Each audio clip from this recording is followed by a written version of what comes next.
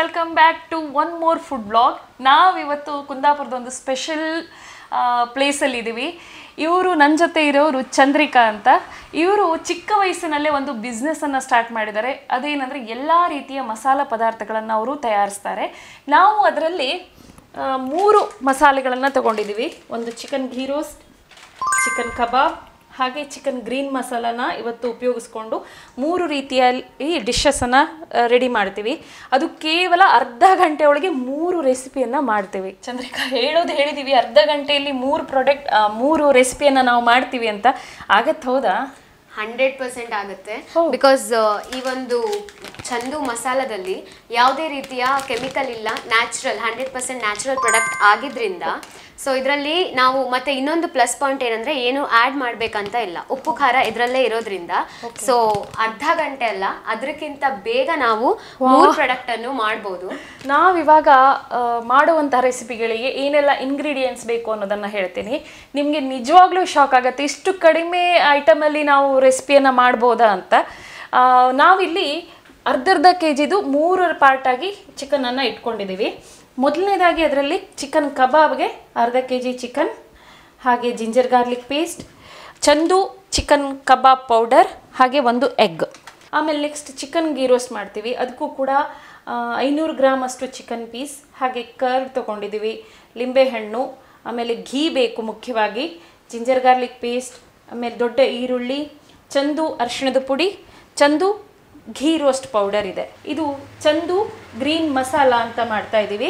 ಇದಕ್ಕೂ ಕೂಡ ಅರ್ಧ ಕೆಜಿ ಚಿಕನ್ ತೊಗೊಂಡಿದ್ದೀವಿ, 2 ಈರುಳ್ಳಿ, ಜಿಂಜರ್ ಗಾರ್ಲಿಕ್ ಪೇಸ್ಟ್, ಹಾಗೆ ಚಂದು ಚಿಕನ್ ಮಸಾಲ ಗ್ರೀನ್ ಮಸಾಲಾನ ತೊಗೊಂಡಿದ್ದೀವಿ. ಮೊದಲನೇದಾಗಿ ನಾವು ಚಿಕನ್ ಕಬಾಬನ್ನು ಮಾಡ್ತಾ ಇದ್ದೀವಿ. ಬರೀ ನಾವಿಲ್ಲಿ 4 ಐಟಮನ್ನು ತೊಗೊಂಡಿದ್ದೀವಿ. ಇಷ್ಟೆಲ್ಲ ಆಗತ್ತಾ ಚಿಕನ್ ಕಬಾಬ್? ಶ್ಯೂರ್ ಆಗುತ್ತೆ, ಡೆಫಿನೆಟ್ಲಿ. ಬಿಕಾಸ್ ನಮ್ಮ ಚಂದು ಮಸಾಲದಲ್ಲಿ ಯಾವುದೇ ಪ್ರಾಡಕ್ಟ್ ತಗೊಳಿದ್ರು ಅದರಲ್ಲಿ ಹಿಂದ್ಗಡೆ ಕರೆಕ್ಟಾಗಿ ಇದರ ಔಟ್ಪುಟ್ಟನ್ನು ಮೆನ್ಷನ್ ಮಾಡಿರ್ತಾರೆ. ಫಸ್ಟ್ ಒಂದು ಮಿಕ್ಸಿಂಗ್ ಬೌಲಲ್ಲಿ ನಾನಿಲ್ಲಿ ಚಿಕನ್ ಕಬಾಬ್ ಪೌಡ್ರನ್ನ ಹಾಕ್ತಾ ಇದ್ದೀನಿ, ಚಂದು ಅವ್ರದ್ದು.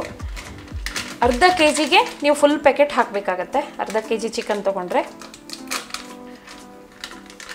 ನೀವು ಮನೆಯಲ್ಲಿ ಜಾಸ್ತಿ ಕಬಾಬ್ ಮಾಡ್ತೀರಾ ಅಂದರೆ ನೀವು ಜಾಸ್ತಿ ಪೌಡ್ರನ್ನು ಹಾಕಬೇಕು. ಆಮೇಲೆ ಇದಕ್ಕೆ 1 ಎಗ್ಗನ್ನು ಹಾಕ್ತಾ ಇದ್ದೀನಿ.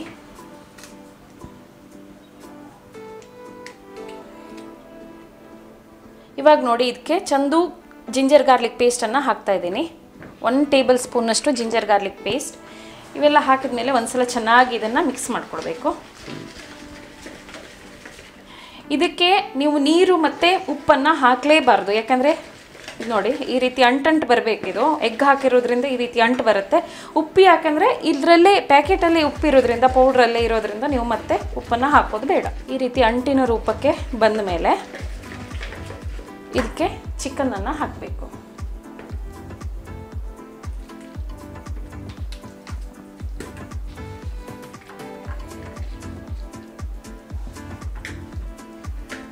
ಒಂದ್ಸಲ ಇದನ್ನು ನಾನು ಕೈಯಲ್ಲೇ ಮಾಡ್ತಾ ಇದ್ದೀನಿ. ಸರಿಯಾಗಿ ಕಲಿಸ್ಕೊಂಡು 10 ನಿಮಿಷ ಇದನ್ನು ಹಾಗೆ ಬಿಡಬೇಕು. ಈಗ 10 ನಿಮಿಷ ಮ್ಯಾರಿನೇಟ್ ಆದಮೇಲೆ ಇಲ್ಲಿ ನೋಡಿ ಎಣ್ಣೆ ಎಲ್ಲ ಬಿಸಿ ಆಗಿದೆ. ಇವಾಗ ಏನು ಮ್ಯಾರಿನೇಟ್ ಮಾಡ್ಕೊಂಡಿದ್ದೀವಲ್ಲ ಕಬಾಬ್ಗೋಸ್ಕರ ಆ ಚಿಕನನ್ನು ಹಾಕಬೇಕು. ನೀವು ಇದ್ರ ಜೊತೆಗೆ ಕರಿಬೇವು ಹಾಕ್ಬೋದು, ಆಮೇಲೆ ಮೆಣಸು ಗ್ರೀನ್ ಚಿಲ್ಲಿಯನ್ನು ಅದನ್ನು ಕೂಡ ಹಾಕ್ಬೋದು. ನಾವಿಲ್ಲಿ ಜಸ್ಟ್ ಸಿಂಪಲ್ಲಾಗಿ ಮಾಡ್ತಾಯಿದ್ದೀವಿ. ಇದನ್ನು ಸರಿಯಾಗಿ ಡೀಪ್ ಫ್ರೈ ಮಾಡಬೇಕಾಗತ್ತೆ. ತುಂಬ ಹೈ ಫ್ಲೇಮಲ್ಲಿ ಇಡ್ಲಿಕ್ಕೆ ಹೋಗಬೇಡಿ, ಯಾಕೆಂದರೆ ಹೊರಗಡೆ ಮಾತ್ರ ಬೇಯುತ್ತೆ, ಒಳಗಡೆ ಚಿಕನ್ ಹಾಗೇ ಇರುತ್ತೆ. ಸೊ ಲೋ ಫ್ಲೇಮಲ್ಲಿ ಚೆನ್ನಾಗಿ ಇದನ್ನು ಫ್ರೈ ಮಾಡ್ಕೊಳ್ಬೇಕು. ನೋಡಿ ಪಟಾಪಟ್ ಅಂತ ನಮ್ಮ ಕಬಾಬ್ ರೆಡಿಯಾಗಿದೆ. ನೋಡಿ ಇಷ್ಟೇ.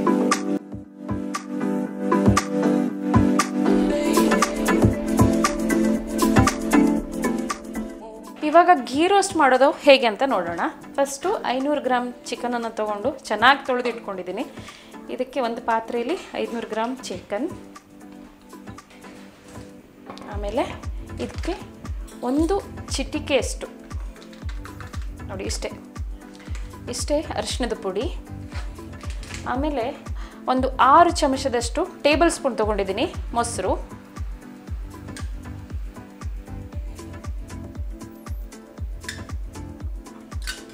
ಇವನ್ನ ಹಾಕಿ ಸರಿಯಾಗಿ ಕಲಿಸ್ಕೊಳ್ಬೇಕು. ಇದಕ್ಕೆ ಅರ್ಧ ಲಿಂಬೆ ಗಾತ್ರದಷ್ಟು ಲಿಂಬೆ ಹಣ್ಣಿನ ರಸವನ್ನು ಹಿಂಡ್ಕೊಳ್ಬೇಕು.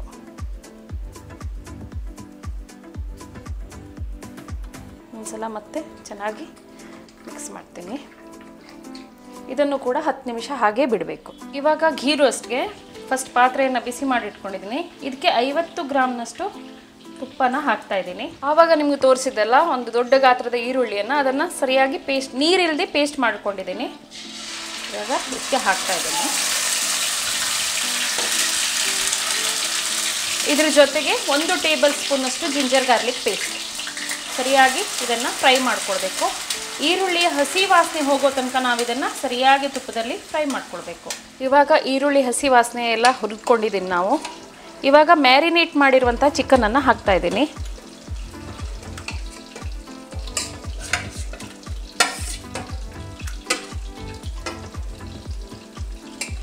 ನೀವು ಘೀ ರೋಸ್ಟ್ ಖಾಲಿ ನಾನ್ ವೆಜ್ಜಲ್ಲಿ ಮಾತ್ರ ಅಲ್ಲ, ಅಥವಾ ಚಿಕನ್ನಲ್ಲಿ ಮಾತ್ರ ಅಲ್ಲ, ಅದನ್ನು ವೆಜ್ಜಲ್ಲಿ ಕೂಡ ಮಾಡ್ಬೋದು. ಪನ್ನೀರಲ್ಲಿ, ಮಶ್ರೂಮಲ್ಲಿ ತುಂಬಾ ಟೇಸ್ಟ್ ಕೊಡುತ್ತೆ.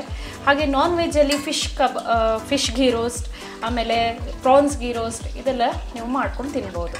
ಇವಾಗ ಇದನ್ನು 5 ನಿಮಿಷ ಲಿಡ್ ಕ್ಲೋಸ್ ಮಾಡಿ ಹಾಗೆ ಬೇಯಿಸ್ಲಿಕ್ಕೆ ಇಟ್ಕೊಳ್ಳೋಣ. ಇವಾಗ ಇದು ಚಿಕನ್ ಬೆಂದಿದೆಯಾ ಅಂತ ನೋಡೋಣ. ಎಸ್, ಆಗ್ತಾ ಇದೆ. ಇವಾಗ ಇದಕ್ಕೆ ನೋಡಿ ಚಂದು ಘೀ ರೋಸ್ಟ್ ಮಸಾಲಾನ ಹಾಕ್ತಾ ಇದ್ದೀನಿ. ಅರ್ಧ kg ಚಿಕನ್ಗೆ ಈ ರೀತಿ ಫುಲ್ ಪ್ಯಾಕೆಟನ್ನು ಹಾಕ್ತಾ ಇದ್ದೀನಿ ನಾನು. ಇದ್ರ ಜೊತೆಗೆ ನಾನು ಸ್ವಲ್ಪ ಬೆಲ್ಲನ ಹಾಕ್ತಾ ಇದ್ದೀನಿ. ತುಂಬ ಖಾರ ಬೇಡ ಅಂದವರು, ಅಥವಾ ಬೆಲ್ಲ ಹಾಕಿದರೆ ಸ್ವಲ್ಪ ಟೇಸ್ಟ್ ಬರುತ್ತೆ ಚೆನ್ನಾಗಿ, ಅದಕ್ಕೋಸ್ಕರ ನಾನು ಹಾಕ್ತಾ ಇದ್ದೀನಿ. ಹಾಗೆ ಖಾರ ಬೇಡ ಅಂದರೆ ನೀವು ಬೆಲ್ಲನ ಹಾಕ್ಕೊಳ್ಬೋದು. ಇದನ್ನು ಸರಿಯಾಗಿ ಇವಾಗ ಮಿಕ್ಸ್ ಮಾಡಬೇಕು.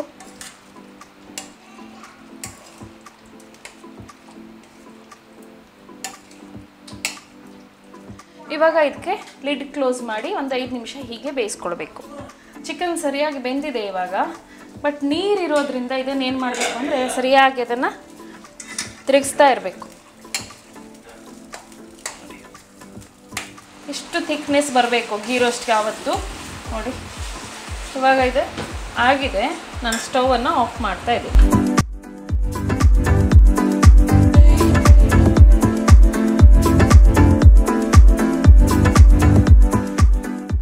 ಚಂದ್ರಿಕಾ ಅವರು ಚಿಕನ್ ಗ್ರೀನ್ ಮಸಾಲಾನ ಮಾಡಿಕೊಡ್ತಾರಂತೆ, ಹೇಗೆ ಅಂತ ನೋಡ್ಕೊಂಡು ಬರೋಣ. ಗ್ರೀನ್ ಮಸಾಲಾಗೆ ಏನೆಲ್ಲ ಬೇಕಂತ ಹೇಳೋಕ್ಕಿಂತ ಮುಂಚೆ ಇದು ನನ್ನ ಫೇವ್ರೆಟ್ ರೆಸಿಪಿ.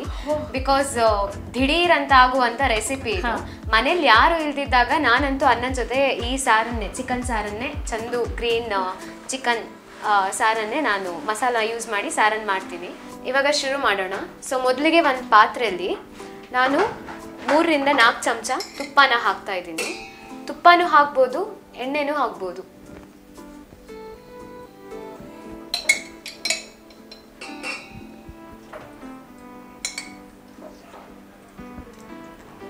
ಮೂರು ಚಮಚ ಸಾಕಿಲ್ಲಿ, ಬಿಕಾಸ್ ನಾವು ಅರ್ಧ kg ಚಿಕನ್ ಯೂಸ್ ಮಾಡ್ತಾ ಇದ್ದೀವಿ. ನೆಕ್ಸ್ಟು ಈ ತುಪ್ಪ ಕಾದ ನಂತರ ಈರುಳ್ಳಿಯನ್ನು ಹಾಕ್ತಾ ಇದ್ದೀನಿ.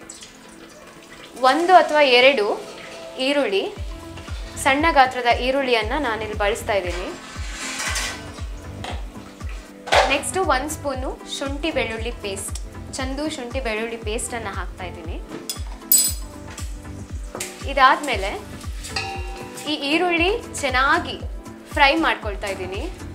ಎಲ್ಲಿವರೆಗೂ ಅಂದರೆ ಕಂದು ಬಣ್ಣ, ಈರುಳ್ಳಿ ಕಂದು ಬಣ್ಣ ಬರುವವರೆಗೂ ನಾನಿಲ್ಲಿ ಚೆನ್ನಾಗಿ ಫ್ರೈ ಮಾಡ್ಕೊಳ್ತಾ ಇದ್ದೀನಿ.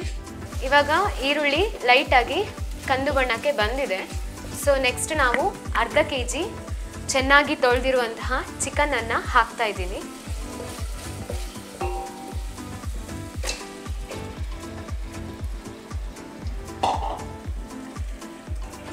ಸೊ ಈ ಚಿಕನ್ ನೀರು ಬಿಡೋದ್ರಿಂದ ಸೊ ಒಂದು 5 ನಿಮಿಷ ನಾವು ಲೆಡ್ಡನ್ನು ಹಾಕಿ ಕ್ಲೋಸ್ ಮಾಡೋಣ.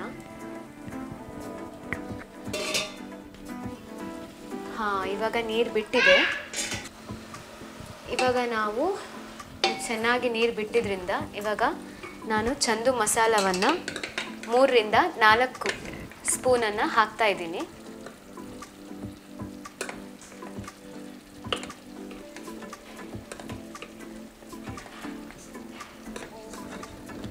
ಇವಾಗ ಚೆನ್ನಾಗಿ ಕಲಿಸ್ಕೊಳ್ಳೋಣ. ಕಲಿಸ್ಕೊಂಡು 2 ನಿಮಿಷ ಇದನ್ನು ಹಾಗೆ ಬೇಯಲಿಕ್ಕೆ ಬಿಡೋಣ.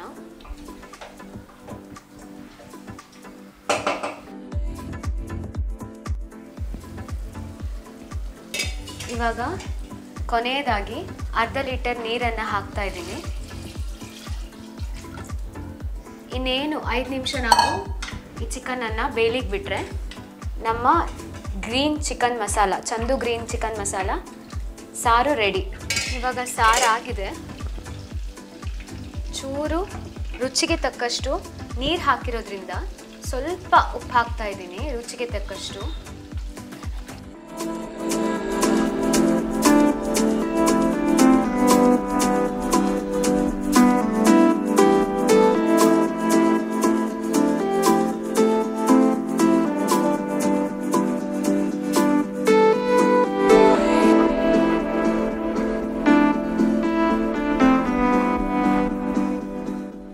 ನಾವು ನಿಮಗೆ ಹೇಳಿರೋ ಥರ ಅರ್ಧ ಗಂಟೆಯಲ್ಲೇ ಇದನ್ನು ಮುಗಿಸಿದ್ದೀವಿ. 1-2 ನಿಮಿಷ ಆ ಕಡೆ ಈ ಕಡೆ ಅಷ್ಟೇ. ನೋಡಿ 3 ರೆಸಿಪಿಯಲ್ಲಿ ರೆಡಿ ಮಾಡಿ ಇಟ್ಟಿದ್ದೀವಿ. ಇನ್ನು ಅನ್ನ ಒಂದಾದರೆ ನಾವು ಆರಾಮಾಗಿ ಊಟ ಮಾಡ್ಬೋದು, ಬ್ಯಾಟಿಂಗ್ ಮಾಡ್ಬೋದು. ಚಂದು, ಇವಾಗ ಎಲ್ಲರಿಗೂ ನಾವು ಮಾಡಿರುವಂಥ ರೆಸಿಪಿ ಮನೇಲಿ ಮಾಡ್ಕೊಂಡು ತಿನ್ನಬೇಕು ಅಂತ ಆಸೆ ಆಗುತ್ತೆ. ಹೇಗೆ ಅದನ್ನು ಆರ್ಡರ್ ಮಾಡ್ಬೋದು, ಎಲ್ಲೆಲ್ಲಿ ಸಿಗುತ್ತೆ? ಕುಂದಾಪುರದಲ್ಲಿ ಆಲ್ರೆಡಿ ಈ ಎಲ್ಲ ನಮ್ಮ ಚಂದು ಚಿಕನ್ ಮಸಾಲ ಆಗಿರ್ಬೋದು ಅಥವಾ ಬೇರೆ ಬೇರೆ ಮಸಾಲ ಎಲ್ಲದೂ ಫೇಮಸ್ ಆಗಿದೆ. ಮತ್ತು ನಿಮಗೆ ಉಡುಪಿಯಿಂದ ಕಾರವಾರವರೆಗೆ ಎಲ್ಲ ಜೀನ್ಸಿ ಅಂಗಡಿಯಲ್ಲೂ ಕೂಡ ನಮ್ಮ ಚಂದು ಮಸಾಲ ಸಿಗತ್ತೆ. ಮತ್ತು ಹೊರಗಿನವರಿಗೆ ಬೇಕಾದರೆ ವೆಬ್ಸೈಟ್ ಊರ್ಮನೆ ವೆಬ್ಸೈಟ್ ಅಂತ ಆನ್ಲೈನ್ ಮೂಲಕ ತರಿಸ್ಬೋದು. ಊರ್ಮನೆ ಅಂಗಡಿ.